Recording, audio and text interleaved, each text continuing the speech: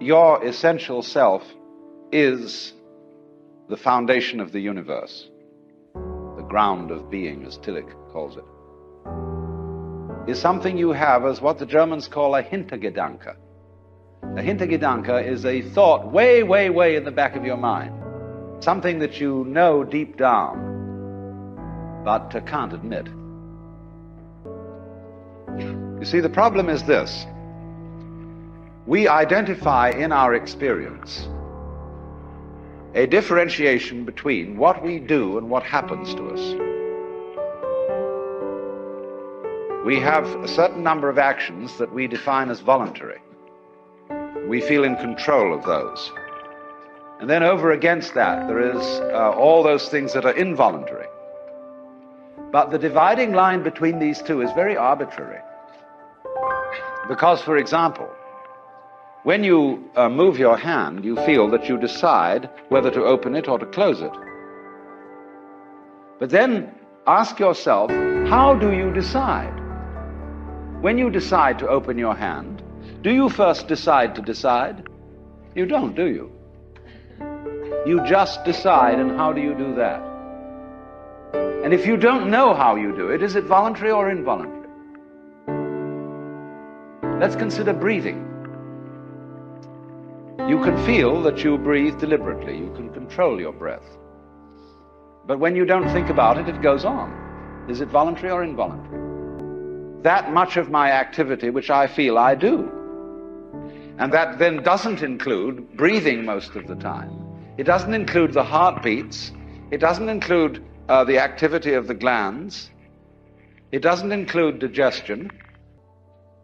Do you or do you not do these things?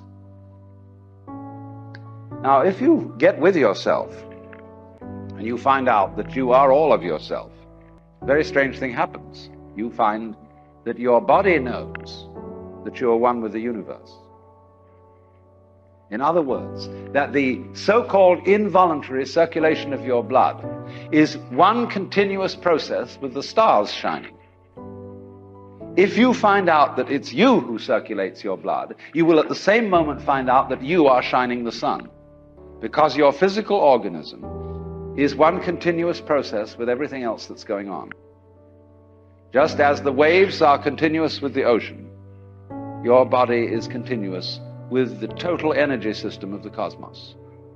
Only you're playing the game that you're only this bit of it. But as I tried to explain, there are in physical reality no such things as separate events. Omnipotence is not knowing how everything is done, it's just doing it. You don't have to translate it into language. Look, supposing when you got up in the morning, you had to switch your brain on. And you had to think and do as a deliberate process, waking up all the circuits that you need for active life during the day. Why, you'd never get done. Because you have to do all those things at once. How can a centipede control 100 legs at once? Because it doesn't think about it. And so in the same way, you are unconsciously performing all the various activities of your organism. Superconsciously would be better. Give it a plus rather than a minus. Because what consciousness is simply a sort of specialized form of awareness. When you look around the room, you are conscious of as much as you can notice. And you see an enormous number of things which you don't notice. If, for example, I look at a girl here and somebody asks me later, what was she wearing? I may not know, although I've seen, because I didn't attend. But I was aware, you see. In order to understand what the self is, you have to remember that it doesn't need to remember anything. Just like you don't need to know how you work your thyroid gland. Doesn't it really astonish you that you are this fantastically complex thing? And that you're doing all of this and you never had any education in how to do it? You never learned, but you're this miracle? Well, the point is that from a strictly physical, scientific standpoint, This organism is a continuous energy with everything else that's going on. Only we've got this little partial view. We've got the idea that, no, I'm just something in this body. The ego.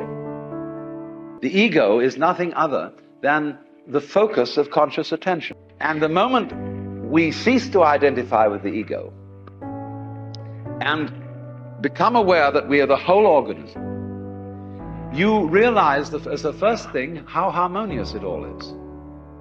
Because your organism is a miracle of harmony. All this thing functioning together. Even those corpuscles and creatures that are fighting each other in the bloodstream and eating each other up. If they weren't doing that, you wouldn't be healthy. So what is discord at one level of your being is harmony at a higher level. And you begin to realize that, and you begin to be aware too that the discords of your life and the discords of people's life, which are a fight at one level, at a higher level of the universe, are healthy and harmonious. And you suddenly realize that everything that you are and do is at that level as magnificent and as free of any blemish as the patterns in waves.